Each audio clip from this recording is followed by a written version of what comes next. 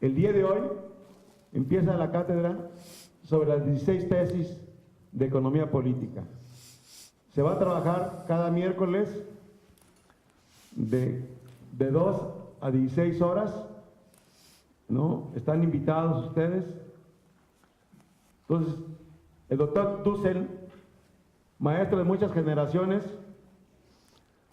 conocido por ustedes, iniciará la cátedra. Su currículum pues dice más su obra. Y bienvenido a ustedes y al doctor Enrique Dussel. Gracias, compañeros.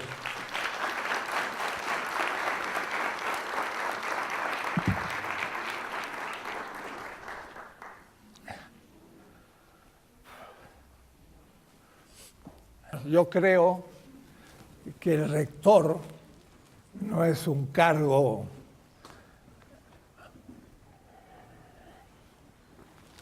administrativo, sino que ante todo debe ser un compañero de los estudiantes y en el mejor de los casos un maestro. Por eso que aunque soy rector me dije, me quiero dar el derecho de dar algunas clases, pero clases que sean ad honorem de parte de ustedes y mía, porque no están en ningún curso. Pero queremos, sin embargo, que pueda ser un diploma. Pero si ya armamos un curso realmente virtual, habrá lecturas, habrá quizás evaluación colectiva de ustedes mismos y al final daremos un diploma de esta cátedra que espero en todos los próximos semestres haya una cátedra como esta de un programa institucional de la universidad que se llama, o que se llame, todavía está en puro proyecto, Pensamiento Crítico Descolonial. Y con esa temática vamos a ir invitando cada semestre a un gran literato, a un gran historiador, a distintos personajes que nos puedan dar una visión crítica descolonizada de su ciencia para que sea interdisciplinar. En el caso presente, pues yo funcionaré hoy como filósofo de lo que soy, pero de la economía. Voy a decir que va a ser una intersección distinta, va a ser una filosofía de la economía política y muy referida al pensamiento de Marx, pero planteado de una manera que ustedes ya verán bastante diferente a lo habitual. Por eso que debe ser una cátedra crítica.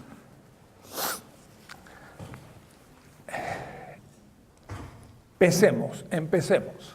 Decía el profesor coordinador del plantel que esto es un libro. Sí, efectivamente, en este mes va a salir en Siglo XXI el libro al que yo me voy a referir y ojalá que ustedes por ahí lo adquieran, va a ser barato. Y entonces me podrán anticipar, yo iré explicando el libro. En realidad el libro lo he construido también para un curso que ya di en la UNAM el año pasado, pero que ha madurado más y por eso de alguna manera lo repito. El que por ahí tiene un vídeo de 4 primeras clases, se van a aparecer a estas clases esos vídeos. Pero en el cuarto clase se interrumpió. Esto van a ser 16 vídeos bien hechitos y el curso va a estar editado de tal manera que después pueda ser considerado, estudiado en el futuro. Empezamos entonces con la primera idea.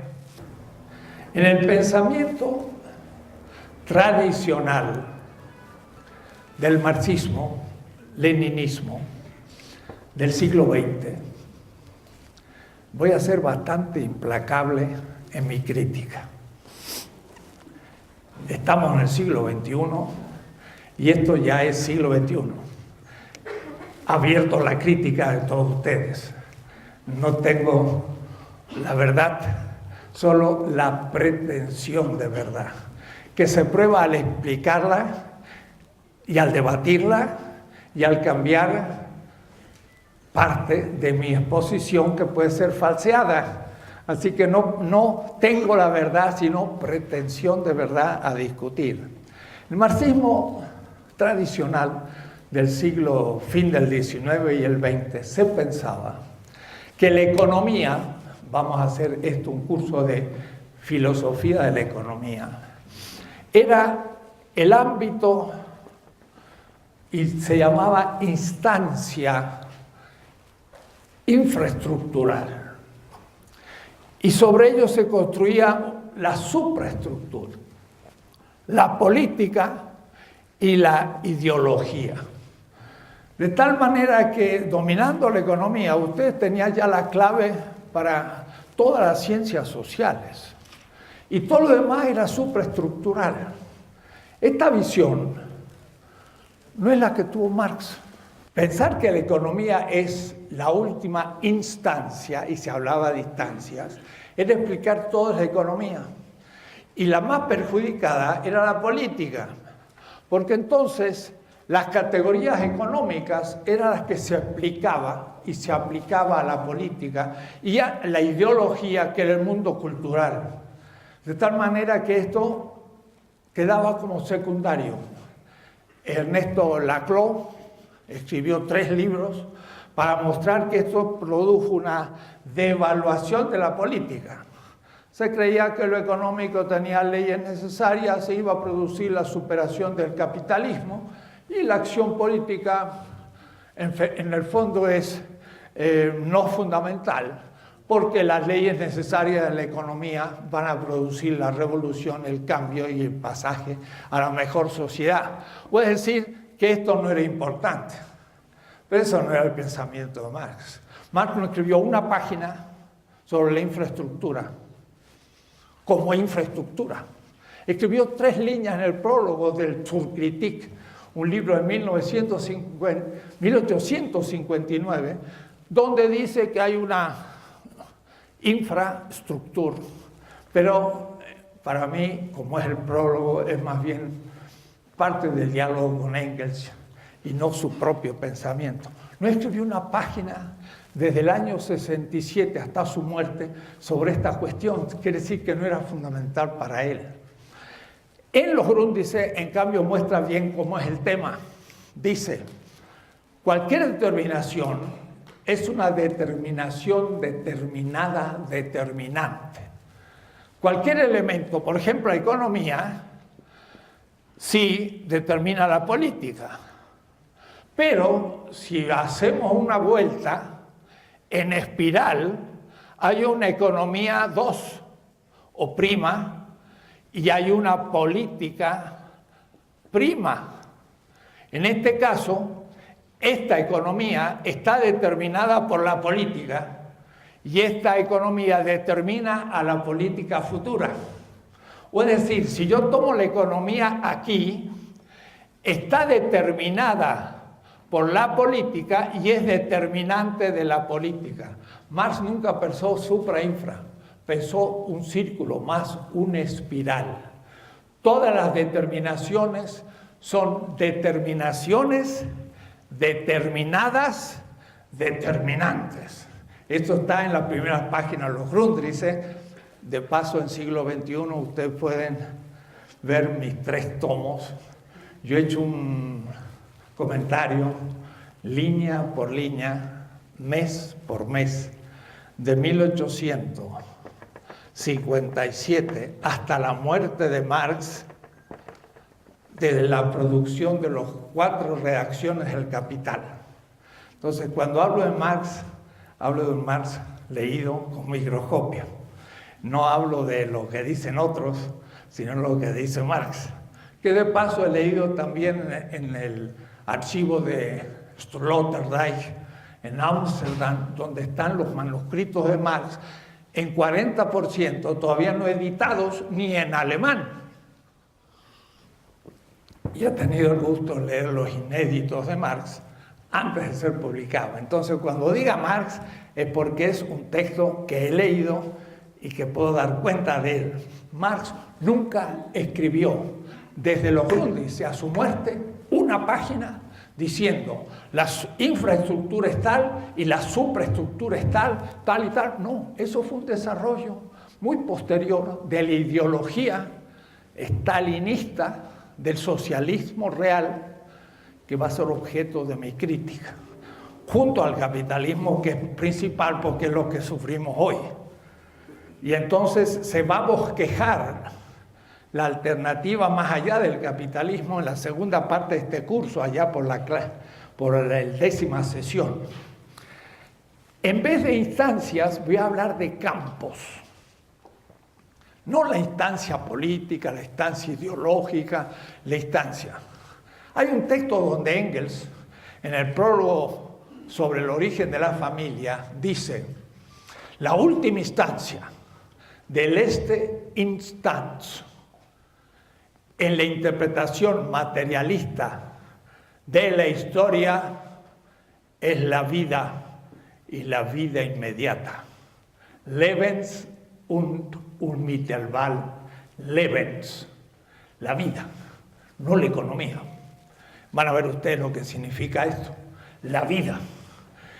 La vida es la última instancia, del cual la economía es un efecto, del cual la política y la ideología son efectos.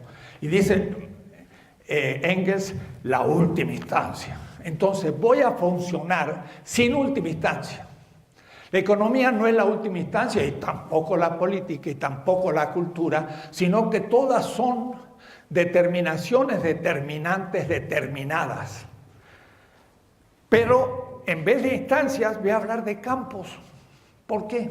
Porque se dice el campo económico, el campo político, el campo cultural, se usa esa palabra, campo. Bourdieu, Pierre Bourdieu lo trabaja también. ¿Qué significa campo? Tendría que hacer un semestre entero para explicarlo, pero lo voy a explicar en 15 segundos. Por lo tanto, no puedo hacerlo exhaustivamente. Cuando hablo de campo, quiere decir que corto la realidad en un cierto nivel. Digo, el campo económico, entonces pienso dinero, banco, fábricas. Digo, el campo económico, político, entonces pienso legislatura, leyes, presidente. El campo deportivo también, no el material, sino el hecho social del deporte. Entonces pienso en un futbolista y esto. El campo, hay distintos campos. Campo es mucho más rico que instancia, y además no hay 3 ridículas instancias. Hay muchos campos. Y entonces eso nos permite un análisis mucho más profundo. Lo que Marx hizo, y ya volveré sobre eso porque va a ser todo el curso, es desarrollar las categorías científicas del campo económico. Y escribió cientos de artículos sobre la política, pero no escribió un tomo, el Estado. No desarrolló una teoría del Estado. Y en cambio sí hizo una teoría de la economía. Pero porque la política no era importante, no. Porque le dedicó cientos de artículos. Pero no fue su dedicación. Y esa fue su limitación. Y eso fue una limitación del marxismo posterior, que creyó que la política no era importante. Y todo era económico. Pero en el fondo, piensen. La Revolución Inglesa de 688 fue una revolución política. La burguesía tomó el poder siendo una minoría, y desde la política instaló el sistema económico en Inglaterra. La revolución política determinó la economía, al revés de lo que se piensa a veces. Claro, eran burgueses, tenían una mentalidad, pero eran minoría con respecto al mundo todavía medieval. Entonces, en América Latina necesitamos tanto la política como la economía. Yo escribí un librito pequeño, 20 tesis de política, siglo XXI. Este curso es el pendant, diría un francés. Es otra determinación en referencia a esas 20 tesis, porque me dijeron, profesor, usted escribió la política y la economía, pues ahora viene. El campo político es un campo y el campo económico es otro campo. Permítanme, lo voy a representar de esta manera. Dos campos. Si esto es el campo económico y esto el campo político, el campo económico determina ciertamente al político. La economía burguesa determina a una política burguesa. Y la política ciertamente determina a la economía. Un Estado burgués determina la economía de ese Estado. Pero una es de una determinación económica y la otra es política. Una es material y la otra es formal. Ya se los voy a explicar. Hay muchas determinaciones, porque si esto lo cruzo por el campo cultural, no meramente ideológico, puede haber, a ver, lo voy a complicar más, a ver si sale, pero está más difícil, pero sí se puede.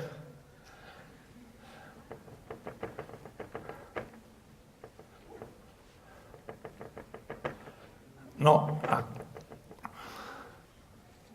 esto es una tarea de bellas artes, no mía. El pintor tenemos que llamarlo. Ven ustedes ahora, esto es el campo cultural. El campo cultural puede determinar el campo económico y el campo político. ¿Cómo? Una teoría es campo cultural, puede determinar la economía, Adam Smith. Y puede también determinar la política, Hobbes, una teoría política. Y a su vez, por supuesto, el señor Adam Smith está determinado por la economía, porque fue un empleado de la aduana en Inglaterra burgués. La economía determinaba al pensador Adam Smith. Y a su vez, claro, estaba como empleado de la aduana determinado Adam Smith por la política, porque era un empleado del Estado inglés. Esto sería, en vez de la instancia ideológica, el campo cultural. En vez de la instancia económica, el campo económico. Y en cambio de la instancia política, el campo político. Cada uno determina al otro. Y hay muchos campos. Y hay muchos tipos de determinaciones. Riquísima posibilidad de empezar a estudiar las relaciones. Pero un campo no es lo mismo que un sistema. Un campo es una totalidad existencial, real, hasta tiene una lengua, la lengua económica, la lengua política, la lengua de la ciencia económica, tiene una lengua, tiene un juego de lenguaje, diría Wittgenstein, cada campo. Pero no es lo mismo campo que sistema. Cuidado, el campo es más que un sistema. El campo económico puede tener un sistema capitalista o el campo político puede tener un sistema liberal. No es lo mismo el liberalismo que el campo político, porque la monarquía de la Edad Media no era liberal, pero estaba en el campo político. Entonces, en un campo puede haber muchos sistemas. En el campo económico puede haber un sistema capitalista, puede haber un sistema socialista, puede haber un sistema de autoproducción en Oaxaca, muchos sistemas. Entonces, una cosa es el campo, otra es el sistema. Bourdieu, Niklas Luhmann, pero complicados. Doy algunos autores, para los estudiantes que empiezan, dirán quiénes son esos. Para los maestros, ya saben de qué estoy hablando, para que sepan que no son improvisaciones, sino síntesis del pensamiento 2013, porque en el 2000 no podía escribir esto. ni exponer esto, es actual. De lo que se trata es de describir el campo económico. Y para describir un campo hay que describir el sistema. Y ahora sí voy a hablar de una manera que si es posible se les aparezca como extraña. Y los que conocen Marx como no marxistas. Pero estoy citando un texto de Marx de 1861, un manuscrito que Marx escribió en 1861-1863 en Londres, 2 años, 26 cuadernos, 6 tomazos, no traducidos al castellano todavía. Vamos a ver si hablamos con el Fondo de Cultura Económica para traducirlo al castellano por primera vez, 2.300 páginas. No es un manuscrito del 44 de 80 páginas. Estos son 6 tomos. Y yo he hecho el comentario línea por línea. Y entonces él dice, Marx, escuchen, de lo que se trata es hacer la crítica, pensamiento crítico. ¿Qué es lo crítico? Esta universidad debería tener todas sus carreras en un pensamiento crítico. Y no lo tiene. Ojalá que lo tenga. Para eso está esta cátedra. Para que aún menos intuya lo que es. Dice, es la crítica de todo el sistema. Todo el sistema. Y usa la palabra System en alemán, no es mío. De las categorías de la economía política burguesa. Mire de lo que se trata. Lo que hizo Marx en el Capital fue el comienzo, la primera parte de 3, de 4, de 6. Una 72ª parte de su proyecto. El tomo 1 del Capital, el único que publicó Marx, es la primera de 3 partes de un gran tratado en 4 que debía cumplir en 6. Multiplique y sale el número 72. Eso es lo que publicó Marx. El comienzo de su sistema. Y si fallo en la interpretación no entiendo nada de lo que hizo. Pero ¿qué es lo que hizo? La crítica de todo el sistema, de las categorías. ¿Qué significa categoría? Miren, no es lo mismo una pura intuición, pienso algo, una intuición, que un concepto, que una idea, que una categoría. La categoría es la intención que llega al concepto, a la idea, y que se construye. Van a ver cómo Marx va construyendo las categorías. Entonces, lo que hizo él fue una descripción crítica de categorías. Yo voy a seguir a Marx, pero eso nos murió en el 83. Después de Marx ha pasado 130 años y han pasado muchas cosas. Tengo que seguir el discurso sin él a partir de lo bosquejado por él. Y a su vez hablaremos de los criterios del sistema futuro alternativo al capitalismo, más allá del capitalismo, que no se puede formular, que nadie lo tiene. Puedes decir, yo critico el capitalismo y alguien me dice, ¿y cuál es su alternativa? Y yo le digo, no la tengo. De lo que se trata son de categorías y por eso yo voy a ir disponiendo de una manera sistemática, pero a diferencia de Marx, histórica, esas categorías. Y va a haber que poner la lupa en cada categoría. Miren, el profesor Hauck.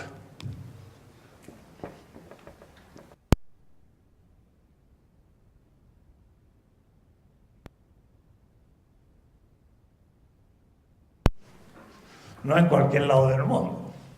Dirige un diccionario de 8 tomos de marxismo.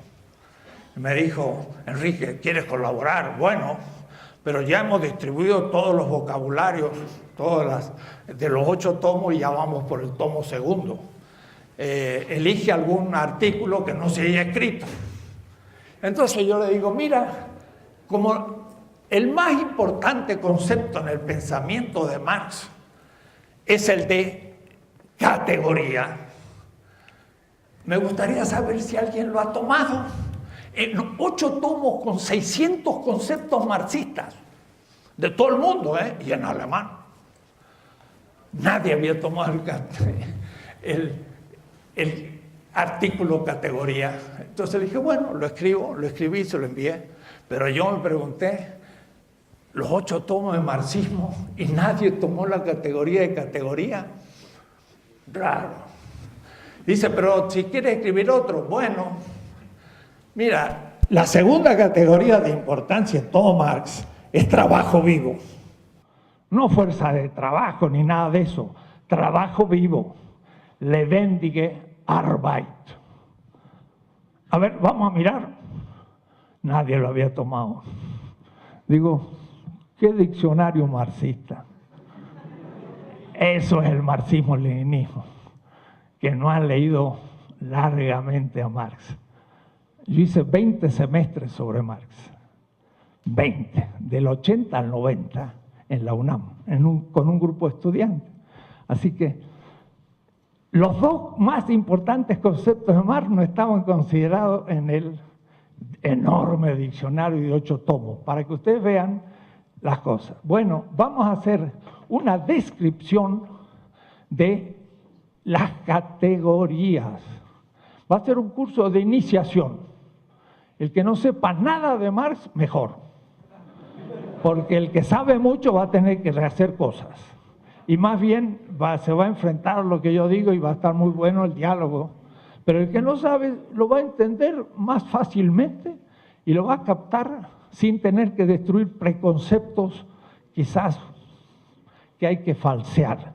Marx dice, de lo que se trata es hacer la crítica de todo el sistema de las categorías de la economía política burguesa. Eso vamos a hacer. Y entonces, después se va a poder ver las categorías de la filosofía, de la política, que Marx no hizo. Marx no escribió un tratado de la política. Las 20 tesis que yo escribí tienen la siguiente hipótesis. ¿Qué política hubiera desarrollado Marx desde el método con el que escribió la crítica de todas las categorías de la economía política burguesa, pero en política? Debería ser la crítica de todo el sistema de las categorías de la filosofía política burguesa. ¿Y cuál es el primero grande? Hobbes. Hay que empezar por Hobbes y no aceptar de Hobbes nada. Y menos el comienzo. En un estado de naturaleza hay un sujeto. Eso es moderno, eso es oblicista, eso es una metafísica de la dominación. Pero de Hobbes salió Adam Smith, que tomó las mismas hipótesis y escribió El origen de la riqueza de las naciones, 1776. Y dice, hay un sujeto que trabaja. Miren cómo es. Eso en la Facultad de Economía, todos lo estudian, y es una verdad desde el señor Friedman hasta el presidente del Banco de México, nacional, y toda la economía liberal, todos aceptan que hay un sujeto trabajador que produce un producto, un zapato. Este ejemplo no es cualquiera, es el de Aristóteles, que toma Marx y también toma Adam Smith. Y otro sujeto de trabajo, pero entonces este es sujeto de trabajo 1, y esto es el trabajo 2, y esto es el producto 1, y que produce otro producto, producto 2. Después que hay dos, ellos tienen una inclinación al intercambio, dice Adam Smith, y entonces intercambian el 1 por el 2 y el 2 por el 1, y para hacer eso hay que haber un contrato, no había ningún contrato, y del contrato pues ya se deduce la socialidad, la sociedad política para Hobbes o la sociedad política económica para Adam Smith. Es decir, primero hay individuos, cada uno produce algo, luego lo intercambian, para hacerlo es necesario un contrato y el contrato establece que somos una sociedad. Ustedes dirán, qué lógico, qué interesante, qué bueno. Y eso todo en un estado de naturaleza.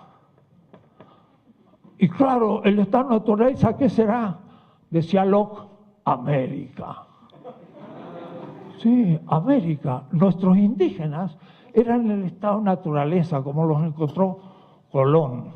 Dice Bartolomé de las Casas, los encontró desnudos, allá por alguna isla primera del Caribe, y dice Bartolomé de las Casas, como a 6 días de Adán y Eva.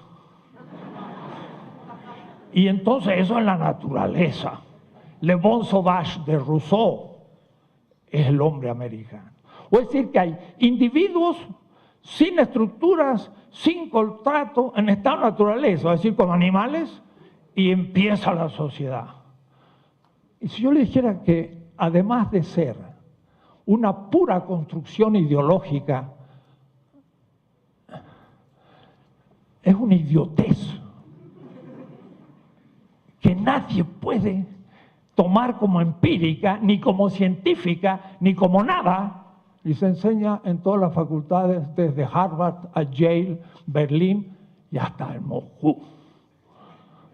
Y hasta en Pekín por ahí. No podemos aceptar de Adam Smith ni el primer paso. Señor Adam Smith, nunca hubo un sujeto solitario produciendo. ¿Cómo le llama eso Marx? Robinsonadas. Marx tenía buenas expresiones. Robinson Crusoe, pero no. Robinson Crusoe era un hombre social, con cultura, con estructuras sociales, con lengua y con todo, perdido. No nació así. Si hubiese nacido así sería como Rómulo y Rémulo, que estaban mamando de la loba, pero no hubiesen pasado las 4 patas de toda su vida. Ni hubieran hablado, ni hubieran sido humanos, porque hubieran quedado al nivel animal. Robinson no nació solo, se perdió. Entonces, aún hablar de Robinsonada es concederle demasiado. Debería decirse Rómulo, Romulonadas. O es decir, un ser humano solo. Entonces, ¿qué pasa? Eso ya está fetichizado. El estado de naturaleza no existe, nunca hubo. El ser humano es histórico desde siempre. No es estado natural, no existe. Nunca hubo un hombre solo, siempre hubo comunidad. Y el contrato no es después del intercambio, sino que es un contrato dado en la cultura siempre. El mercado, le llamamos tianguis, estaban con los aztecas. Es que América es la naturaleza. Pues, se quedaron con algunos indígenas más, menos desarrollados del Caribe, pero si hubiesen llegado a esta ciudad de Tenochtitlan, acá tenían un sistema económico equivalencial, no equivalencial, de una estructura muy precisa, que no era entonces el estado de naturaleza, ni por el intercambio de 2 individuos nació el sistema económico azteca. Siempre fue comunitario, siempre fue contractual, siempre una lengua, y no le puedo admitir entonces a los clásicos de la economía política nada. Es decir, es una crítica de todo el sistema y sobre todo de la primera categoría del sistema. Hay un individuo que trabaja, falso. Hay una comunidad que trabaja. Y además, eso es lo que Marx va a llamar trabajo vivo, antes que fuerza de trabajo. La fuerza de trabajo tiene valor, el trabajo vivo no tiene valor, porque es el creador del valor, no el productor, el creador. Yo uso una palabra extraña, creación de la nada, y la toma de la metafísica semita del pueblo judío, del cual Marx era un judío, y habla de creación de la nada. Para muchos materialistas, fisicistas, marxistas, leninistas, que Marx hubiera hablado de creación de la nada, les parecería un texto bíblico. Y sí, el plusvalor se crea desde la nada del capital. Ya lo veremos cuando lleguemos a la categoría de plusvalor, que es el centro del pensamiento de Marx, vigente 100% hoy. Marx vuelve. Tenemos 3 libros que comentar estos días del Fondo de Cultura Económica y el siglo XXI y algunos aquí pasado mañana. Y son Marx. Marx vuelve. Porque como el capitalismo se ha extendido, el único que critica al capital en su corazón es Marx. Y por eso que una cátedra de crítica tiene que empezar por aquel gran personaje que se llamó Carlos Marx. Y yo no nací marxista, al contrario, nací más bien de un grupo de derecha. Mi padre era un médico y todo. Lo tuve que descubrir para explicar la pobreza de América Latina y el aumento de pobreza y entender qué está pasando hoy en México.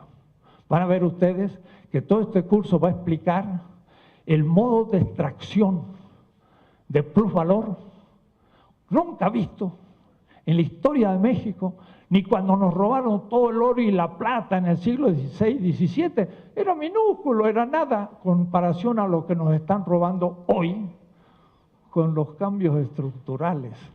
Pero para entender lo que significa ese robo gigantesco en pueblo, hay que tener categorías de interpretación, y esas se las quiero dar, las sustanciales.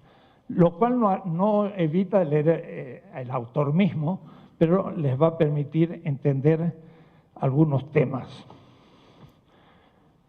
Empecemos entonces esa descripción de las categorías. Pero Marx, y esto parecería contradecir al materialismo histórico, en el Capital no hace una descripción histórica de la economía, sino lógica. Él habla que la historia es fundamental, pero la historia es fundamental para determinar el sistema capitalista. Y sistema, en el sentido que he dicho, que no es un campo, sino un sistema. Y el sistema capitalista lo toma Marx y lo ve en su lógica interna, en el libro 1, 2, 3 del Capital. Ahora tenemos el tomo 2, publicado hace 8 años, yo he hecho el comentario, y el tomo 3 de Marx, no el de Engels.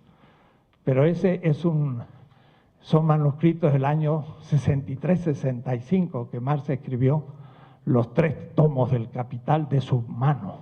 Y Engels después recibió esos manuscritos y le metió mano con los otros manuscritos, y el tomo 2 y 3 del Capital lo publicó Engels, qué lástima, porque tendrían que haber publicado los manuscritos de Marx y hubiésemos ganado un siglo de marxismo. Pero bueno, ya no lo podemos recuperar.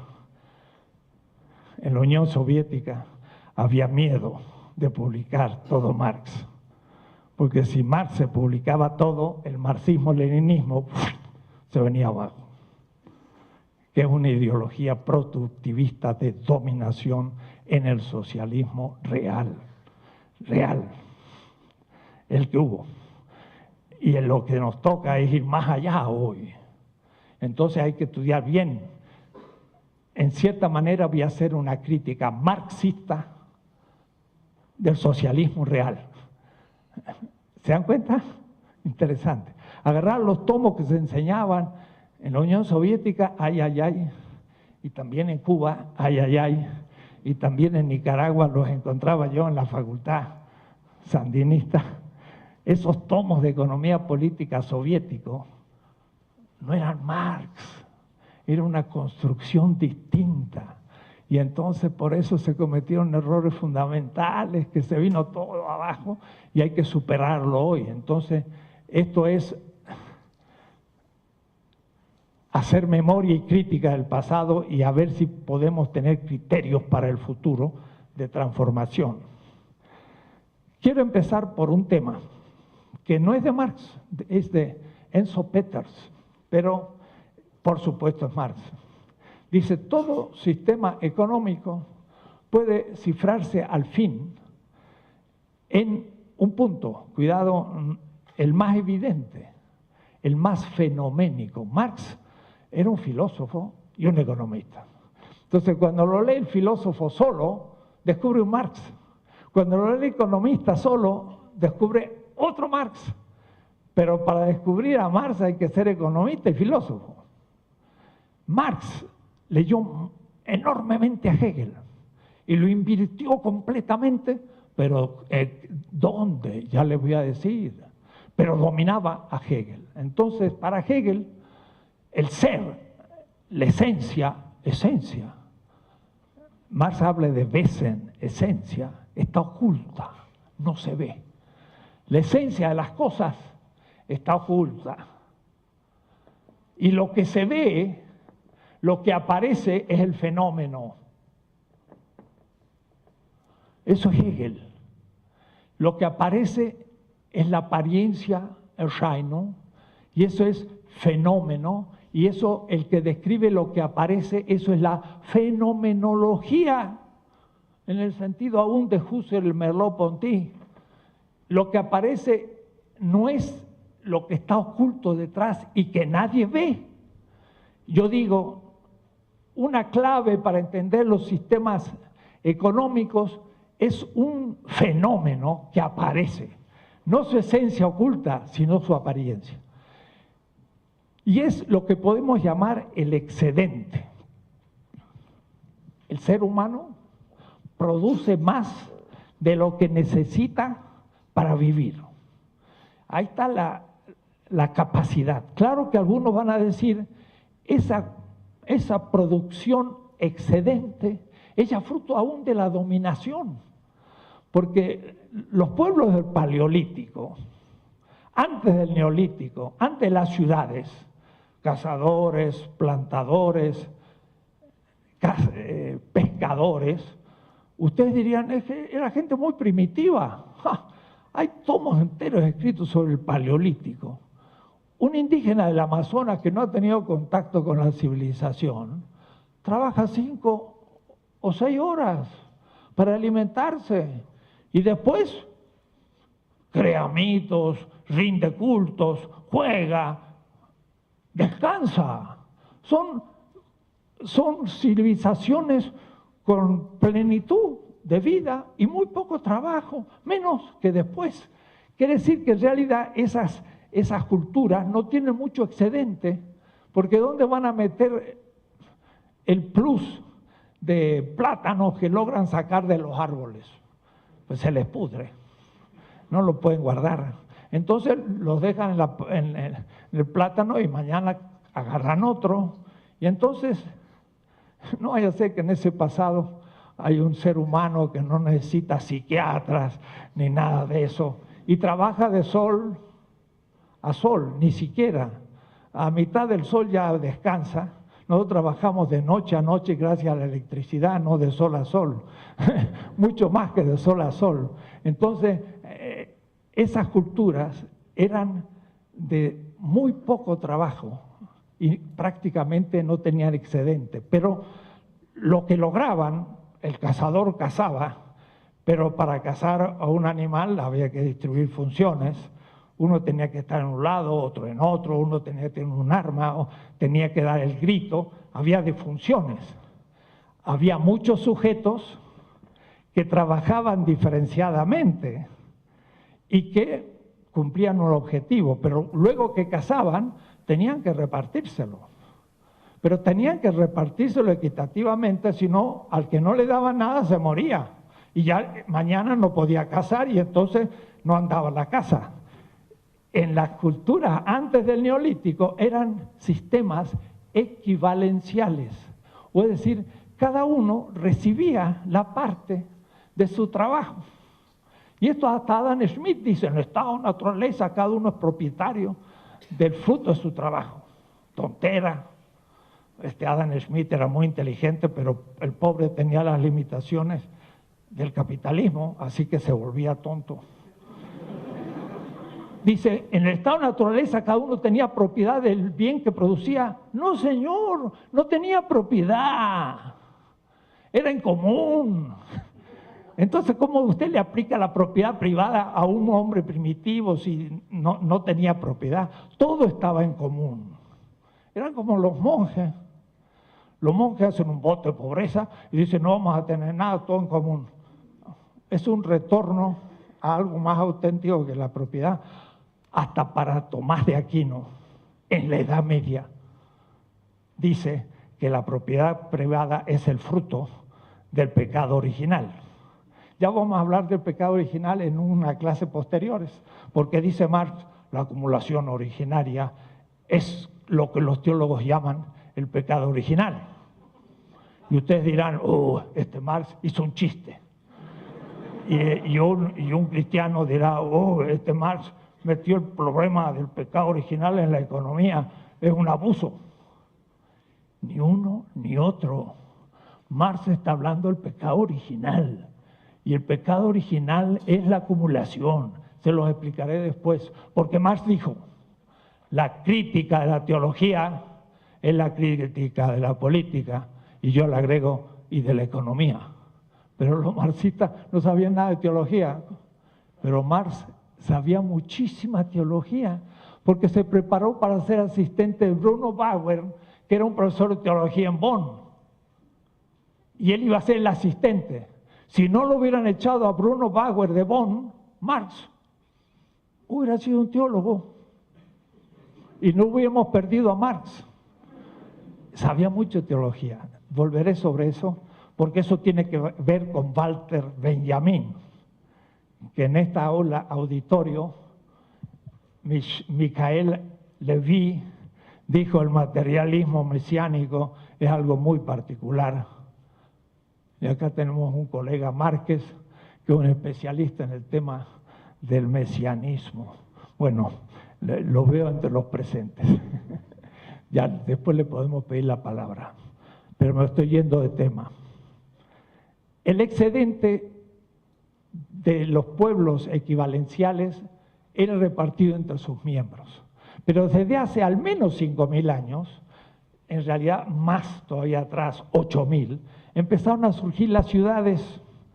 Y las ciudades permiten entonces el surgimiento de la sociedad de clases, por supuesto, porque las funciones de los clanes nómades eran muy pequeña la diferenciación. Un niño podía aprender casi todos los oficios de un clan de cazadores, de pescadores, de recolectores. Pero ya en el Neolítico, una ciudad de 5.000 habitantes en la Mesopotamia, pues tenía ya 200, 300 oficios. Los aztecas, dice Sahagún, tenían como 360 oficios. De tal manera que ninguno podía cumplirlos todos, como en el clan. Ahí había que ser específico. Al tener especialidad, los guerreros, que eran los antiguos cazadores que se hicieron guerreros, dominaron y surgieron las clases dominantes y las clases dominadas, los campesinos, etc. Y entonces empezó a haber, ahora sí, excedente, porque en vez de trabajar 5 horas y después descansar, crear mitos, cultura, alegría, fiesta, como son estos pueblos que llamamos primitivos, ojalá estuviéramos, entonces sí empezaron a trabajar más a los campesinos, y en vez de 4 o 5 horas, 10 horas, y el excedente empezó a ser manejada por una clase dominante. Estas son las culturas no equivalenciales. Lo común se perdió. Y debo decir, cuidado, lo común, y esto es muy bueno en el libro de Antonio Negri, Commonwealth, el último que ha escrito está mejor que los otros dos que voy a criticar, pero este está bueno. Lo común no es lo privado ni lo público. Y el socialismo real tuvo una propiedad pública, pero no común. Y el capitalismo tiene una propiedad privada, que privatiza lo común y supedita lo público. Hay muchos tipos de propiedad, pero de lo común no hay propiedad, porque realmente es una apropiación común. En el Neolítico, hace al menos 5.000 años, comenzaron los sistemas no equivalenciales, donde grupos de la sociedad minoritarios gestionan el excedente y dominan a la sociedad por el uso del excedente. Le podemos metafóricamente decir ricos. Si vamos al código de Hammurabi, 3.700 años hace, en Babilonia, junto a Bagdad, Hammurabi dice, hecho justicia con el que tiene una vaca con respecto al que tiene 10 vacas. Eso es rico y pobre, tenía que decirlo de alguna manera. Entonces aparece esa injusticia. Para decir entonces mi hipótesis de este curso. De los últimos 5.000 años, el uso del excedente es por parte de una minoría dominadora. 5.000 años. Y solamente en los 500 últimos años, ese manejo del excedente lo hace un nuevo sistema económico distinto a los anteriores en la historia, que casi todos fueron tributarios. Y eso es el capitalismo. El capitalismo es un nuevo sistema, el más perfeccionado, de manejo del excedente, como los anteriores, pero mucho más desarrollado, a punto que el fundamento del excedente es invisible, nadie lo ve, ni el capitalista, ni el obrero explotado, ni el pobre ni el rico se dan cuenta dónde está el fundamento de esta injusticia.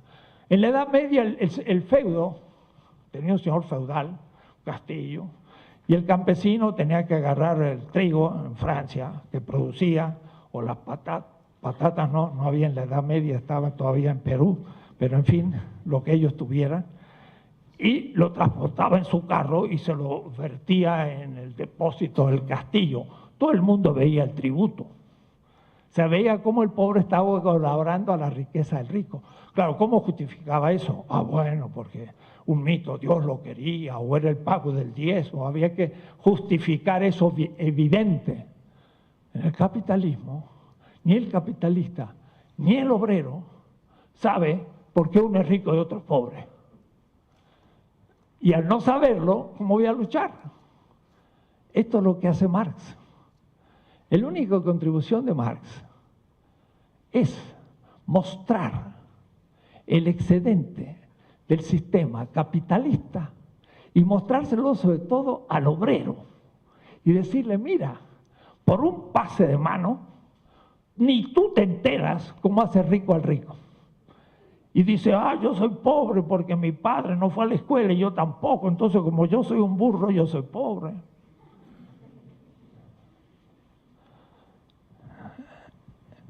Se me está por venir el cuento ético de Job, que Antonio Negri termina el libro Imperio con la reflexión sobre este personaje, Job.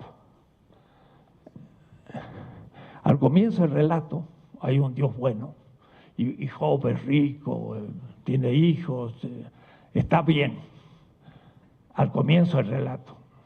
Entonces el demonio le dice a Dios, déjamelo en mis manos y vamos a ver si es tan justo. Y Dios se lo entrega. Entonces aparece otro Dios, pero es malo. Y entonces el pobre Job pierde la riqueza y es leproso y pierde sus hijos y está en la miseria.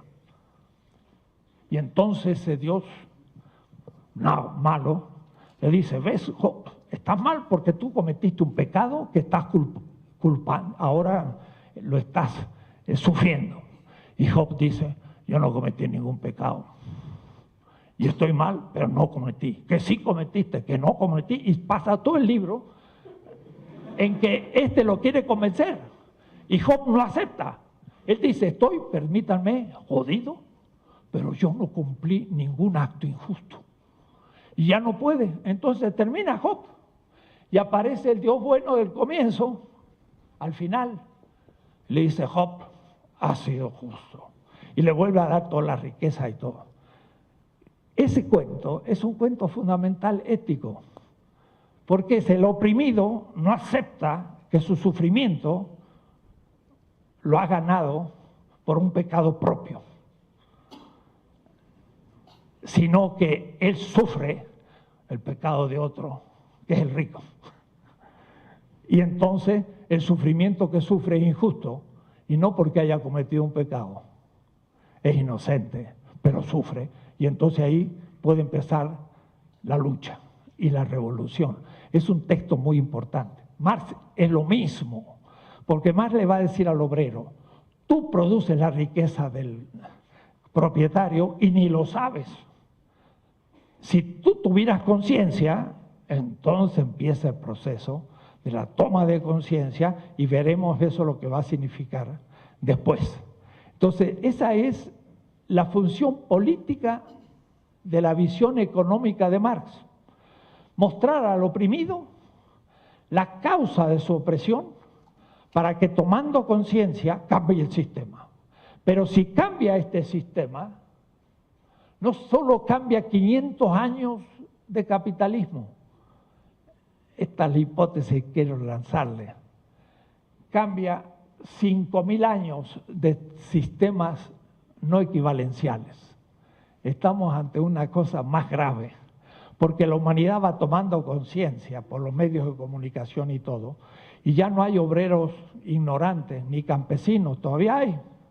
Por eso cierta gente gana elecciones, gracias a Soriana y otras cosas. Pero no va a haber de ese tipo de gente en el futuro, o habrá menos. Y entonces la humanidad va a ir creciendo y va a tener que surgir otro tipo de sociedad, que va a superar no solo el capitalismo, sino estos últimos 5.000 años, porque de paso el neolítico ha terminado. El neolítico era donde una pequeña parte de la humanidad iba a las ciudades, pero por el año 2000, el 50% de la humanidad está en ciudades de más de 3.000 habitantes. Quiere decir que pasamos de nómades a urbanos. Ahora no somos el Homo sapiens, sino el Homo urbanus. Y el Homo urbanus no se la traga tan fácil las mentiras. Va a ser más difícil cada vez de mentirle. Y entonces va a tener que surgir eso que quiero reflexionar en la clase 12, 13, 14, 15, 16, que son el nuevo sistema que viene, que supone la superación de los últimos 5.000 años, no solo de los 500 años del capitalismo propiamente dicho, porque el capitalismo, aunque nazca en las ciudades medievales lentamente, eclosiona con la conquista de América. Y la modernidad, el capitalismo y el colonialismo y el eurocentrismo son fenómenos simultáneos. Nacen al fin del siglo XIV y hay que superarlos todos juntos.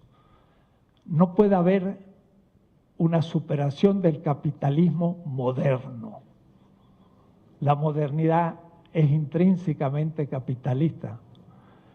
Hay que superar a la modernidad, al capitalismo, a la ideología eurocéntrica y todo esto al mismo tiempo. Y claro, la clase política ya no es la clase obrera, es algo mucho más complejo. Y tomar la economía en la política es el error del marxismo-leninismo. Y en Marx, si ustedes leen el 18 Brumario, verán que hay una descripción polivalente de las clases, no es una. Y se llegó a pensar que el obrero era el motor de la historia, pero para Marx era el proletariado, que en alemán significa algo distinto que solamente clase obrera. Y aún él empezó desde Inglaterra, porque de 1849 a su muerte estuvo en Londres, caminando iba al Museo Británico, la mejor biblioteca de economía del mundo, y yo medio materialista me fui a su casa donde estaba y caminando hasta el Museo Británico, y es un museo extraordinario, es una biblioteca con una cúpula, y las mesas están todas redondas, y parece que Marx se sentaba en una de ellas, y pregunto, ¿cuándo terminaron de construir el Museo Británico? 1857. ¡Hacha! Ahí Marx empezó los Grundrisse, y del 57 a su muerte es la etapa teórica, porque estaba sentadito estudiando en el Museo Británico, que se inaugura en el año 57. Entonces yo pedí un volumen, el primero de los Grundrisse, y vi en el catálogo que era la única obra del autor, Éléments pour une économie politique, de un francés. Me lo trajeron, yo dije, este libro lo leyó Marx con sus ojos. Yo soy muy materialista. Y después pedí otro y otro, y después ya no más, porque no era asunto pedir toda la biblioteca. Marx leía como un animal, era un lector tremendo, y mandó la internacional a New York, aunque sabía que iba a morir, para poder tener tiempo de terminar el libro.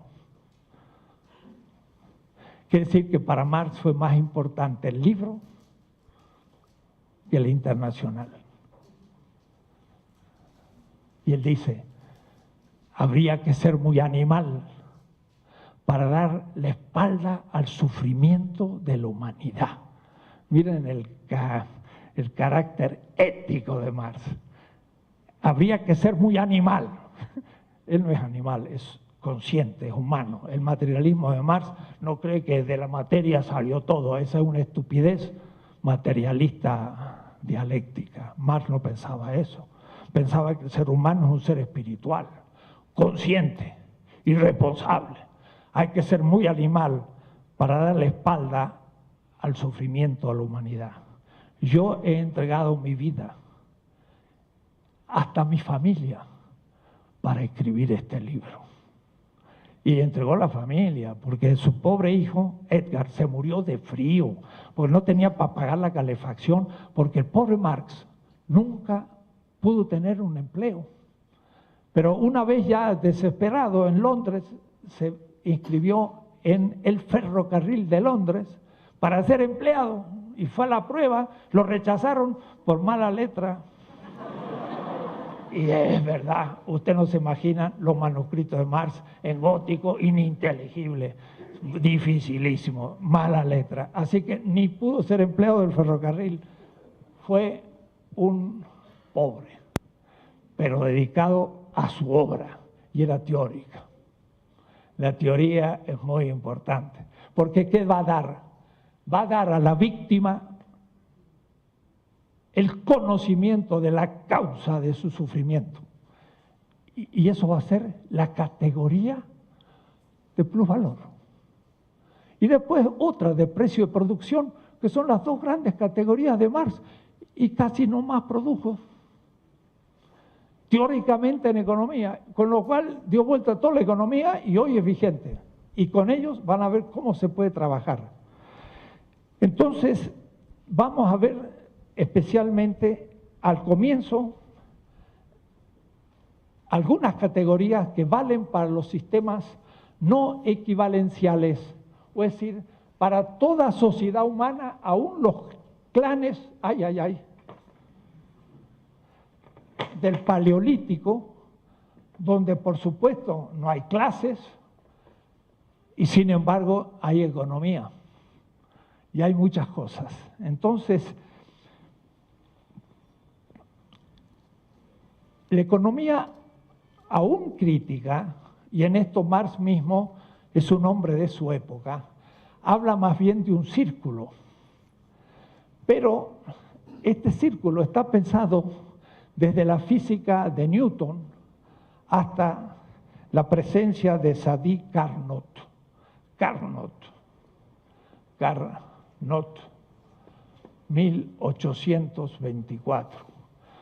Marx todavía estaba un poco en la línea de la Ilustración, pensando que la Tierra tenía recursos infinitos. Y aunque es verdad que él va a decir explícitamente que el capital destruye la naturaleza y el género humano, todo. Sin embargo, no estaba todavía obsesionado como empezamos a estarlo hoy. De tal manera que en algún punto tenemos que corregir un poco el discurso y hacerlo no del tipo de la física de Newton hasta Einstein, sino del tipo de la termodinámica que empieza a cambiar la visión, porque en la Tierra hay un proceso entrópico. Y entonces la economía aumenta la entropía y vamos a ver que esto va a plantear problemas gravísimos hoy, que es lo que se llama los problemas ecológicos. De paso, Marx tiene unas doctrinas muy interesantes de la ecología que lo voy a mostrar en su momento, pero no en este punto. Entonces,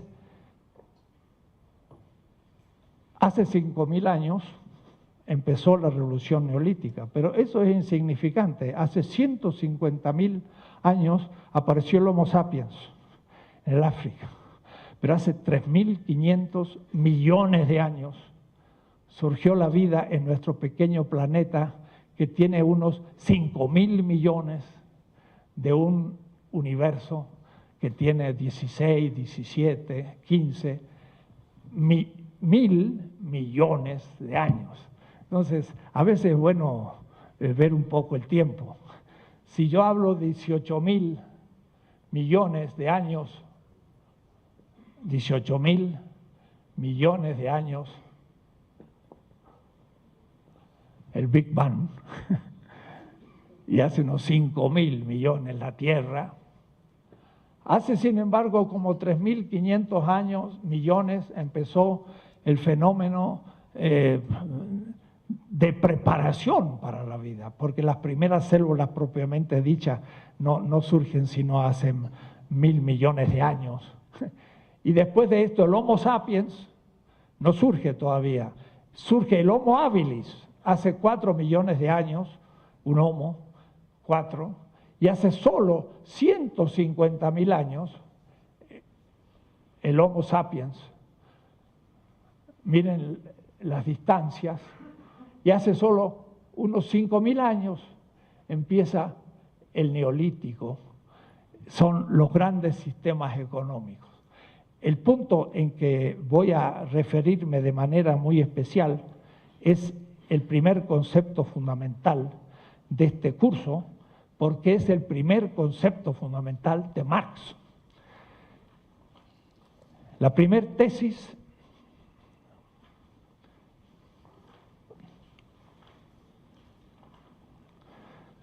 va a decir la espiral de la vida, necesidad, valor de uso y consumo. Y digo espiral y no círculo de la vida como había dicho hasta el año pasado. En mi curso que di en la UNAM hablaba del círculo, pero ahora hablo de la espiral, de la vida. La vida surgió hace 3.500 años, 3.500 millones, y tiene una lógica en la cual ya tenemos toda la lógica de la economía.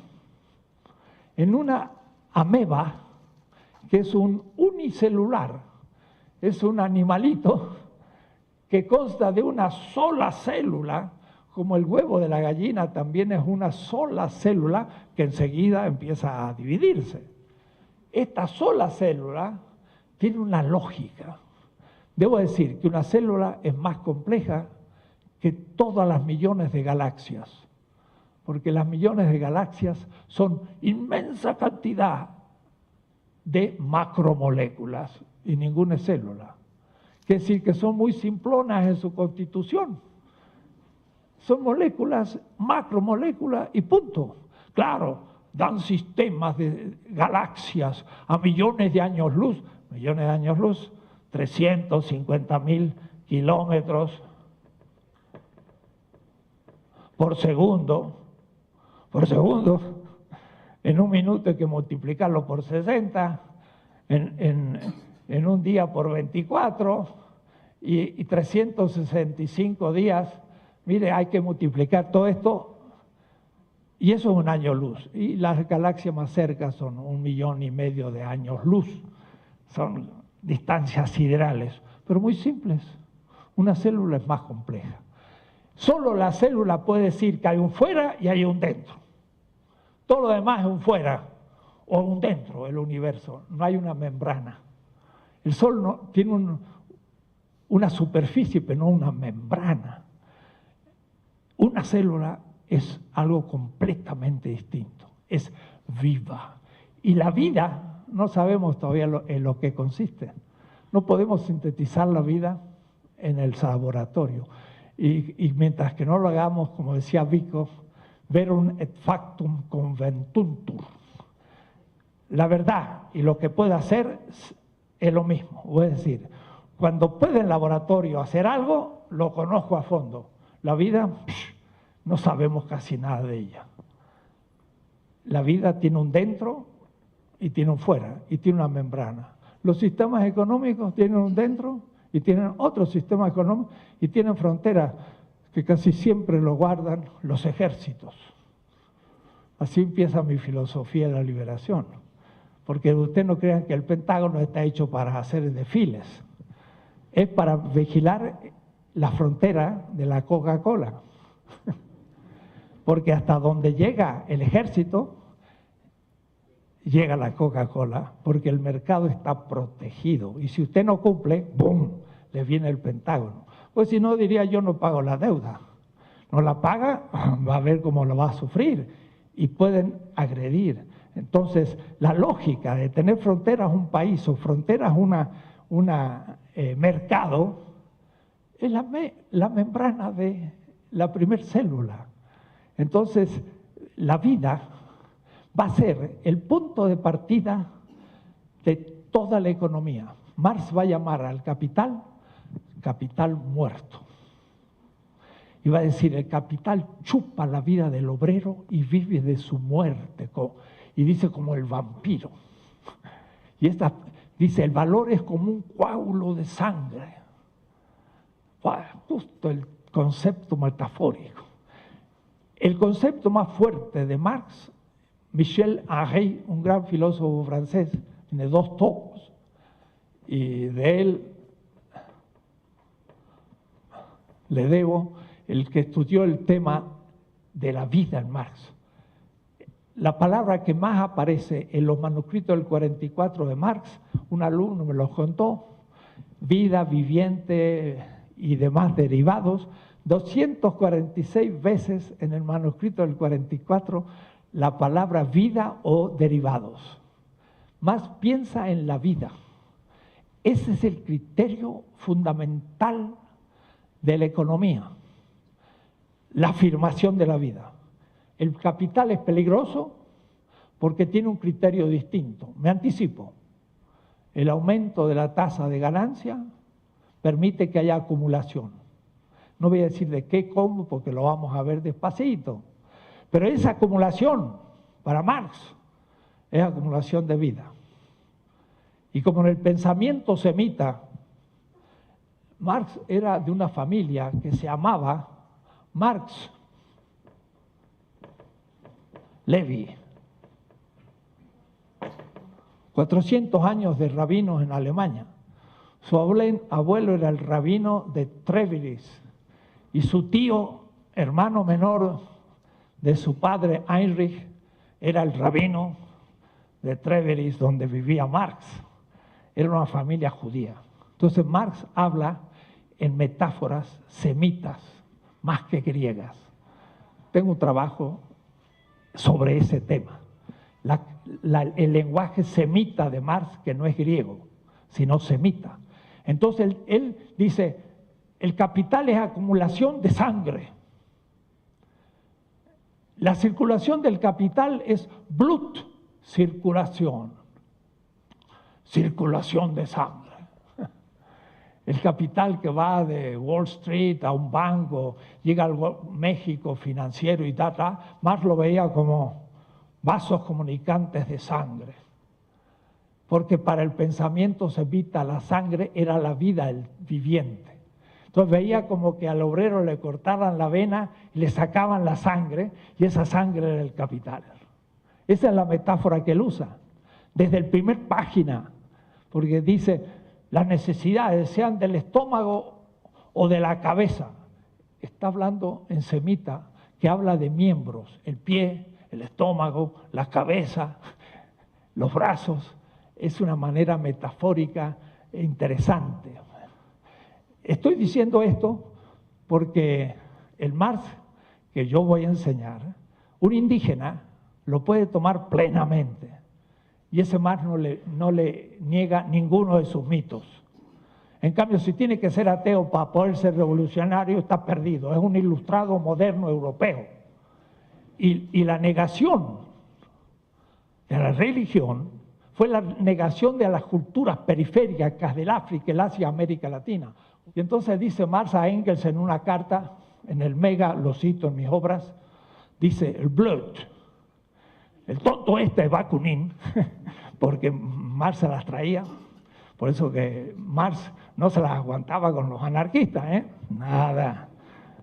Dice, el tonto este, Bakunin, me quiere inscribir en la Internacional, una asociación teológica que es de ateos. Ese tema no entra en la Internacional, divide a los obreros. ¡Pah! Marx estuvo en contra del ateísmo. ¿De dónde salió? Del marxismo-leninismo. Y entonces un indígena no puede ser marxista porque usted no le van a hacer renunciar a sus tradiciones. Es que no tenía que renunciar. El indígena estaba más cerca de Marx que los ilustrados europeos, porque también cree que la vida está detrás de todo. Cuando los indígenas discutieron con los franciscanos aquí en México en 1525, le decían a los franciscanos, nuestros dioses nos han dado la vida. Eran marxistas. O Marx era universal. Entonces, no tengo tiempo, pero quiero que quede muy claro, la metafísica de Marx es vitalista, es un vitalista, pero un vitalista de izquierda y no de derecha, como son los nazis, que son vitalistas, la vida, la raza, la sangre, y matan a los judíos. Eso es el vitalismo de derecha y alemán. Este es un vitalismo de izquierda, o es decir, la vida es sagrada, es la última referencia de la economía, y van a ver cómo funciona. Estamos inmolados a la muerte, y por eso que la gente se muere de pobreza, de sufrimiento, y el criterio no es vida, sino es acumulación de algo abstracto y formal en manos de un grupito cada vez menor, y es el sufrimiento de toda la humanidad. Vida. Pero la vida es entrópica. Porque, ¿qué es entropía? Dicen, es un concepto difícil. No es nada difícil. Es bastante fácil de entender en el sentido de la economía. Cité a Carnot porque en la termodinámica cambia la física, pero la economía todavía no es actualizada, sino sigue con el antiguo esquema de la física, donde yo puedo prever algo y eso que va a venir es previsible porque todo se repite. Y al repetirse yo puedo prever, la ciencia es predictiva. Pero si hay agua caliente en un vaso y la dejo en la temperatura normal, empieza a perder la temperatura y adquiere la temperatura del ambiente, y decimos al tiempo, tendríamos que decir a la temperatura y no al tiempo, pero en fin, no veo que tiene que ver el tiempo con... ¿Al tiempo? Pero perdió la calor. ¿Y la puede recuperar? No la puede recuperar nunca más. La calor se dispersó y no es recuperable. Entonces, la termodinámica muestra que el universo tiene un proceso de estabilidad cuantitativa. Todo el universo ese fantástico de millones de galaxias es a nivel cuantitativo, en cuanto materia más energía, a nivel cuantitativo, la cantidad es estable. Pero la Tierra, cuidado, la Tierra, en su superficie, cualitativamente, tiene una degradación. Y entonces ningún fenómeno se repite, sino que se va perdiendo. Y si de por sí eso acontece en todos los fenómenos, la vida es un proceso entrópico. ¿Qué significa lo entrópico? Muy simple, y lo explicaré después más. Algo útil se transforma en inútil. Tal cual. Por ejemplo, yo tengo un anillo de oro, lo voy gastando, y de pronto mi suegro, que es campesino, pues ya lleva como 3, pues se los ha gastado y se compra otro, porque en el trabajo manual pierde su anillo. ¿Puedo recuperar ese oro que se ha ido perdiendo? Imposible, son millones de partículas. ¿Se perdió para quién? Para el ser humano como útil, se transformó en pérdida. Una moneda de oro, después de 10 años de uso, perdió el 20% de su oro y ya vale menos, aunque simbólicamente siga valiendo igual.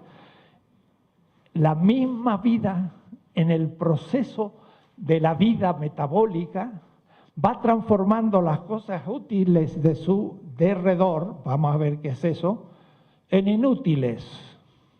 Claro, parecía que la Tierra era infinita y total, pues, los excrementos humanos también es inútil. No, se puede hacer, pues se puede volver a incluir, pero llega un punto en que ya es inútil del todo. Y entonces, ¿qué hacemos con esos residuos? Y no cuando son unos cuantos kilos, cuando son millones de toneladas. ¿Y qué decir con los residuos atómicos estos, no? ¿Dónde los metemos? No podemos meterlo en ningún lado. Donde lo metamos es un peligro y por 100.000 años que vienen. Entonces, no es un círculo, es una espiral que se va cerrando y que en cada paso va transformando el pan útil en inútil. Yo me lo como, lo hago en mi cuerpo, lo subsumo, diría Marx. Eso en alemán se dice Aufhebung. Lo que está afuera lo meto dentro. Y lo que era pan, lo niego como pan. Y ahora es mi cuerpo. El concepto de subsunción es esencial en la economía de Marx. Subsunción. Lo pongo ya porque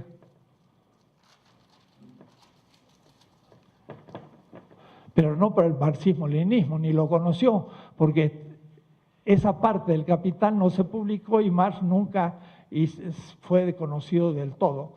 Y el concepto de subsunción, que es el esencial en todo Marx, tampoco se usó nunca. Yo subsumo el pan, entonces niego el pan como pan, dialécticamente. Niego el pan y lo hago mi cuerpo. Pero no lo niego en realidad haciendo la nada, sino haciéndolo mi cuerpo. Lo que está afuera entra en la ameba, lo que está afuera entra dentro, es negado como exterior, pero es superado porque en vez de ser un pedazo de pan, ahora es cuerpo humano. Quiere decir que es más que pan. La caloría del pan es menos que la caloría del ser humano. Es más valiosa la caloría. Quiere decir que el proceso de subsunción en realidad está mal así, sino que es así. Lo que es inferior se hace superior en el proceso de ser incluido. Dice Marx, el dinero de naturaleza de esclavo en la circulación se transforma en el capital en la naturaleza de Dios. Ya se lo voy a explicar. Eso fue mi primer frase el año pasado en diciembre en París, en la Sorbona, de una clase con 250 personas en mi universidad de la Sorbona, donde soy doctor, y había profesores, Estaba Actuel Marx, los más grandes marxistas franceses estaban ahí, y les cité este texto a los Grundrisse. El dinero de naturaleza de esclavo en la circulación se transforma en el capital, el dinero, en naturaleza de Dios. Y les digo, ¿y a qué está refiriendo Marx? A todos mis colegas de la Sorbona, más joven que yo, aunque sean profesores de la Sorbona, porque ellos se tienen que jubilar a los 65 años. Y en México, como no pagan jubilación, seguimos trabajando hasta, como decía yo en otra clase, cuando salimos con los tenis por delante. Ahí nos jubilamos y nos entierran. Entonces yo, cuando voy por todas partes, en Harvard, donde he dado clases, en Duke, en Yale, en Berlín y en la Sorbona, le digo a mis colegas profesores jóvenes, jóvenes, tienen que aprender todavía a los profesores. He perdido el respeto. Ustedes todavía, Foucault, Agamben, Derrida. Señores, son humanos y bastantes desorientados, eurocéntricos, no han sacado la nariz de Europa, no conocen nada. Yo ya no creo en esas personajes. Y acerca de Marx, van traduciendo mis tomos al italiano, al inglés. En francés apareció mi comentario a los Grundrisse que escribí en México, siglo XXI, en 1985. En el 2012, mi comentario apareció en francés, muy bueno, y dice, una novedad en el pensamiento francés. El primer comentario a los Grundrisse. Mire cuántos años que lo he escrito. Hace 25 años que escribí ese libro en México y ahora es una novedad en Francia. ¿Qué tal? No está mal. Queridos estudiantes, destétense. Hay que dejar la teta de la mamá Europa.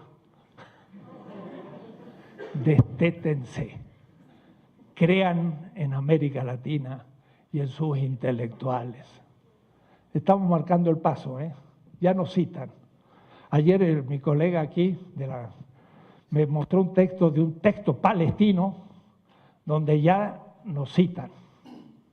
¿Por qué? Y porque estamos diciendo cosas como este curso. No crean que esto es repetición. Esto no lo puede decir nadie en Estados Unidos y en Europa, lo que yo voy a enseñar aquí, ya lo verán cuando vaya llegando. Y aún entre los marxistas mexicanos, muy pocos, porque casi todos estuvieron contra la teoría de la dependencia, que dijeron que era una doctrina burguesa. Van a ver, este curso va a demostrar que está en la esencia de Marx. Le voy a citar textos de Marx sobre la teoría de la dependencia, que es la esencia del problema de la globalización, que ninguno descubre. Me adelanto diciendo cosas ininteligibles, porque no he explicado las razones por lo que digo, pero se lo digo por decir. Entonces, el primer punto de esto, y estamos bien, porque esta tesis es muy corta, es el ser humano es un ser viviente. Decía Descartes, yo pienso, luego soy. Y Ebussi Bulaga, un gran filósofo africano, lo dice en francés, porque él es de el ex Congo y ahora el centro, la República Central del África. Dice así, je pense, dont je suis, c'est l'assassinat de je danse, dont je vis. Traducido del francés, dice, yo pienso, luego soy. Es el asesinato del yo danzo, luego yo vivo. Pensar es una abstracción humana, pero hasta Heidegger demostró que es uno de los actos que yo puedo cumplir en el mundo. Y no he nacido para pensar, pienso para vivir. mi colega Carlos Otto Apel, maestro de Habermas, y hay maestros en la UACM habermasianos, y yo soy rector, y bueno, hay que sufrir.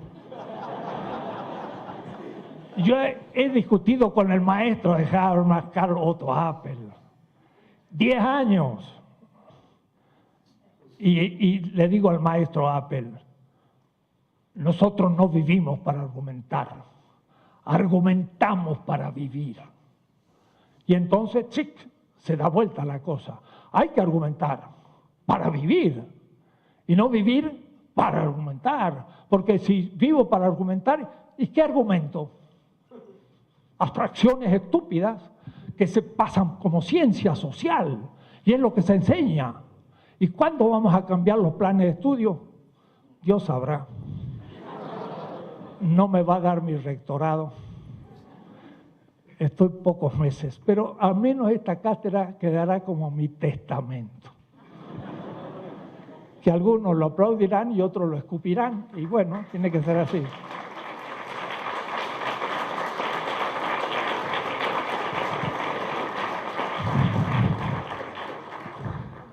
Entonces, la vida es el criterio fundamental de la economía. Y van a ver después qué significa criterio, qué significa principio normativo. Y va a ser la vida. Y para Marx, ciertamente, la vida era el último referente, decimos los filósofos, ontológico. El ser no es solamente pienso, luego existo. Y la existencia, para Descartes, pues es abstracta. Al fin y al cabo, una piedra existe también, pero una piedra no está viva. Ya somos pocos los vivos, ya por lo menos son los vegetales y los animales.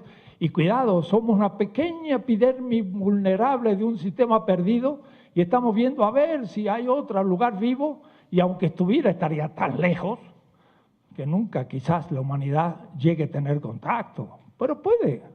Pero de todas maneras somos vivos. Dice el africano, yo pienso, luego existo. Ese es el asesinato del yo danzo. Hay que ver lo que significa para un africano danzar.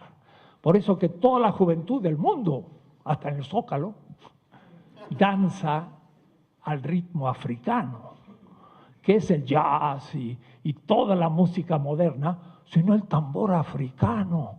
Miren qué contribución del África a la humanidad. Hace danzar a toda la juventud del mundo a su ritmo. Es una cosa tremenda. Pero la danza no es mover el cuerpo, ni a ritmo, sino es hacerlo con un libreto. Porque ellos danzan mitos, que son comprensión de la existencia. Se pasan días danzando porque tienen que armonizar el universo. Danzar es la existencia humana. Y entonces cuando danzo, ¿qué demuestro? ¿Que existo como la piedra? No, que vivo. No es la existencia de Descartes, es una vida plena. Ebusi Bulaga, un gran filósofo africano. Esto piensan nuestros indígenas. Ahí en Milpa Alta y en otras partes, hoy todavía, por suerte, tenemos testimonios de lo anterior al capitalismo, de lo que está atravesando el capitalismo, y ojalá que pueda darnos lecciones para superar el capitalismo. Vamos a decir, pueblos primitivos. Pueblos primitivos. Y entonces, la familia, papá, mamá y el perro. Y el perro a su vez ya tiene clínicas ahora, tiene prisiones, los perros ya los operan. Los pobres no importa, pero los perros sí. Y después, claro, ese matrimonio y esa familia que se tienen que ir al psicoanalista porque está perdido. Los indígenas tienen comunidad, saben lo que son, saben usar el nosotros. Pueden ser primitivos en las computadoras, pero las relaciones humanas, que al fin es la esencia de la humanidad, nos dan lecciones, pero magistrales, sin tener doctorados, a veces inútiles, y de grandes universidades eurocéntricas de nuevo. Es decir, que ven el mundo desde arriba, pero nunca lo han visto desde abajo. cuando el profesor Carlos Otto Apel, el maestro de Habermas, llegó a México, me dice, ¡ay, qué bonito! La primera vez que estoy en un país del tercer mundo. Y se estaba por jubilar. Y yo a los 23 años tuve que sufrir Europa, 10 años. Y él a los 65 recién miró México, porque había ido a Alemania, Estados Unidos y nada más. Conocía esa parte del mundo, igual que Habermas. Si yo lo pongo a Habermas en Kenia, queda descolocado, no sabe qué decir, porque es totalmente un mundo desconocido. Y también a Max Weber y a todos los demás cultivados en esta universidad. Sigamos. El ser humano es un ser vivo, pero la vida es un fenómeno que aumenta la entropía. Porque la vida usa, y sobre todo la vida humana, usa los alimentos, pero al fin aumenta también los residuos. Y en el caso del capitalismo hemos llegado al exceso. Se aumenta geométricamente el proceso entrópico. Es decir, está devastando la tierra y ya no hay quien pare este aprendiz de mago. No sé si se acuerdan esa película fantasía de Walt Disney, donde Mickey, aprendiz de mago, tiene que agarrar agua arriba y tirarla a un sótano y va poniendo al sótano agua, pero pone tanta agua que empieza a subir el agua y Mickey sigue bajando y tira otro recipiente de agua en el fondo y el agua cada vez sube más, pero no puede parar. El aprendiz de mago aprendió a hacer algo, pero no aprendió a parar el proceso, sino que ya siguió el proceso indefinido hasta que se lo lleva con la muerte. Eso es el capitalismo. El capitalismo desata un proceso entrópico de destrucción de la naturaleza inmenso y ya no lo puede parar. Bush no firma los tratados de ecología porque dice, no voy a poner yo en crisis económica a Estados Unidos, va a hacer, y no se da cuenta que por no poner en crisis económica a Estados Unidos va a producir la muerte de toda la humanidad. La economía, en su racionalidad, se ha vuelto irracional, porque su principio de racionalidad es justamente el aumento de la tasa de ganancia. Si usted invierte un dinero y saca más dinero, eso es productivo, eso es efectivo. Si usted pierde dinero, eso no es productivo. Entonces la racionalidad, para ver ustedes, es el aumento de la tasa de ganancia. Pero el aumento de la tasa de ganancia es ecológicamente destructiva, lo vamos a ver despacito más adelante. De tal manera que el capital está destruyendo la vida en la tierra y nos lleva a un suicidio colectivo. Lo tenemos todos los días viendo. Mi hijo hace poco ahora fue a ver unos hermosos glaciales allá en la Patagonia y en medio del silencio se escuchaba que caían toneladas de glacial. Se están terminando los glaciales, los polos se van a deshielar, la temperatura va a subir y la vida va a desaparecer. Y esto lo produce el capital. ¿Y quién lo para? Ese es el tema final. Pero no nos anticipemos. Pero veamos que la vida va a ser el criterio fundamental. ¿Por qué? Porque el ser vivo es el único ser necesitado. ¿Qué significa necesidad? Significa que el ser vivo en su materia consume energía y consume materia. El metabolismo humano está continuamente consumiendo materia y energía y tiene que reponerla. Por eso que la relación de la comunidad o el sujeto con la naturaleza en abstracto, que no existe y que nuestros pueblos le llaman la terra mater, es una metáfora, pero es una metáfora muy importante. Me acuerdo de un afro en Haití que decía, nosotros cuando nace un niño ponemos el hilo umbilical en una cajita o la plantamos en la tierra, pero no sabemos por qué. Y entonces había un africano de Nigeria, le dijo, eso justamente es la tradición africana, porque cuando nacemos tenemos el hilo umbilical de nuestra madre, y entonces los africanos, cuando nace un niño, toman el hilo umbilical y lo entierran en la tierra, porque ahora la madre en la tierra le va a dar la comida, le va a dar el oxígeno, le va a dar todo, pero cuando están en tierra extranjera, lo guardan en una cajita, para cuando vuelvan a la tierra, lo pongan en la tierra. Y los pobres africanos nuestros, esclavos del azúcar y del tabaco y de todo, lo guardaban en una cajita al hilo umbilical para cuando volvieran al África. Interesante, ¿no? Es una metáfora, pero es una realidad. Somos frutos de la tierra. Y entonces la relación del ser humano con la naturaleza, ¿qué es lo que hacemos? Constituimos esa naturaleza como una mediación para la posibilidad de la sobrevivencia. Y por eso que la primera relación con la naturaleza es el comer. Pero el comer, ¿qué significa? Reponer energía y reponer materia. Y miren qué interesante, ahí empieza la ética. Si usted lee mi ética, es pesada, pesa como 1 kilo, 600 páginas. El primer regla normativa de una ética seria, no estas éticas de los valores, ética de la ley, ética que enseñan en todas las preparatorias y en casi todas las universidades, una ética de la vida.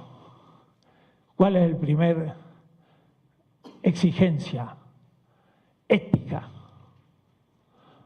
Dar de comer al hambriento. ¿Quién lo dice? Egipto. Hace 5.000 años. ¿Quién? El libro de los muertos. Osiris era un dios, mito.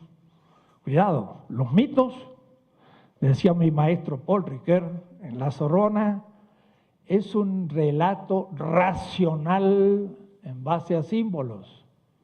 El mito no es juguete de niños, es un relato racional en base a símbolos.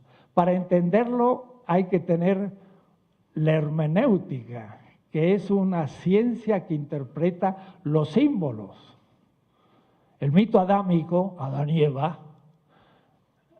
es un mito, es un relato que está indicando un aspecto realísimo del ser humano. Mira, anteayer hablaba con un amigo que dio unas conferencias en Chiapas y que es un chileno. Mire lo que dijo. Le hablé a los casi a 1.000 militantes allá en Chiapas, indígenas. Miren de qué tema. Del Génesis, el mito de Adán. Entonces, para la gente ese mito dice que el paraíso estaba Adán y Eva. Y Dios le dijo, cuidado, no comas del árbol de la vida porque si comes te vas a morir. Y vino la serpiente y le dijo a Eva, come del árbol de la vida. Y la Eva comió, pecó y entonces empezó el bien y el mal. Este hombre, que es un hombre muy crítico y un gran científico, doctor también en la Sorbona, dice, la interpretación que hemos hecho es la siguiente. El paraíso es la tierra de la ley. En el paraíso, la ley dice, el que coma el árbol de la vida morirá. Y todos lo creen y nadie lo come. Es la época ingenua de la dominación. El paraíso es malo. Y entonces la serpiente, que es el Dios bueno, no el demonio, ¡au! El Dios malo era el del paraíso, que tenía ley y que decía a las autodefensas no se defiendan porque hay que cumplir la ley. Y entonces dijeron, si la ley me dice que me van a asesinar, no la cumplo. Eso es lo que hizo la serpiente, que era el Dios bueno. Y los indígenas dijeron, pero si eso es Quetzalcóatl, ahora la serpiente es buena. Y entonces Eva dijo, que si el árbol de la vida lo como muero, vamos a ver. Y Eva tomó el árbol de la vida, comió la manzana, adquirió el principio del bien y el mal y no se murió. Eva fue la liberadora del paraíso. No fue la primer pecadora, fue la que comenzó la revolución contra la ley de un paraíso que exigía que no se comiera porque iban a morir, lo cual era toda una mentira. Mire lo que es interpretar un mito al revés. Y la gente lo aplaudió a rabiar. El mito hay que tener cuidado, hay que saberlo interpretar. Por eso Ernst Bloch tiene 3 tomos, 1500 páginas, donde reúne todos los grandes mitos y elige los mitos liberadores. Y critica los prometeicos griegos, que son dominadores. Bueno, esto es para decirle que en aquel mito de Osiris, Osiris le dice al muerto: ¿qué has hecho de bueno en la vida? Y entonces mire lo que dice el muerto: di de comer al hambriento, di de vestir al desnudo, di una barca al peregrino. Y entonces Osiris le dijo: eres bueno, mereces la resurrección. ¡Hacha! El primer criterio ético es dar de comer, no cumplir los valores, no cumplir la ley, no hacer todo eso que nos dice una ética de la dominación. Lo primero es dar de comer al hambriento. ¿Por qué? Porque la primera relación del sujeto vivo a la naturaleza es comer para reponer su energía. Lean mi ética, pero esa es larga. Pero van a ver lo que es una ética marxista, sin nombrar a Marx. Porque casi todos, muchos marxistas hacen ética, pero no saben la ética de Marx. Dar de comer es el bien supremo. Y si alguien no come, el sistema que impide el comer es injusto. Y si la economía no da de comer, es una mala economía. Ya tenemos un juicio, pero eso lo vamos a pensar en la clase 14, allá al final del curso. Entonces, el ser humano es un ser de necesidades. ¿Qué es la necesidad? Una falta de, una negatividad. Tengo hambre. ¿Qué significa? No tengo alimento. Tengo hambre. ¿Qué significa? Que el ácido gástrico empieza a carcomer la mucosa de mi estómago y hay una cosquilla que tengo hambre, porque el ácido se está comiendo las paredes. Entonces, como el pan o la tortilla y el ácido se lanza contra la tortilla y ya no siento más el dolorcito. Además, llega el azúcar al cerebro y la hipófisis determina que hay más azúcar y se me va la sensación negativa del hambre. La necesidad es una negatividad, falta de, me anuncia que la muerte es posible. Y si cumplo con la necesidad, quedo en vida. Esa es la lógica de toda la economía. De eso habla Adam Smith, nada, y Milton Friedman menos, y el presidente del Banco en México ni se ha enterado. No se ha enterado que la gente sufre hambre en México, que el 55% está debajo de la línea de la pobreza de Amartya Sen, que la economía que produce ese es nefasta, porque no da de comer al que tiene hambre. Y eso no es una cuestión simbólica, es biológica, es la ciencia dura. La gente se está muriendo. Pero miren qué notable aquel Osiris, 5000 años. Da de comer al hambriento, di agua al sediento en Egipto. Y Engels, en El origen de la familia, dice: las 4 necesidades fundamentales del hombre son comer,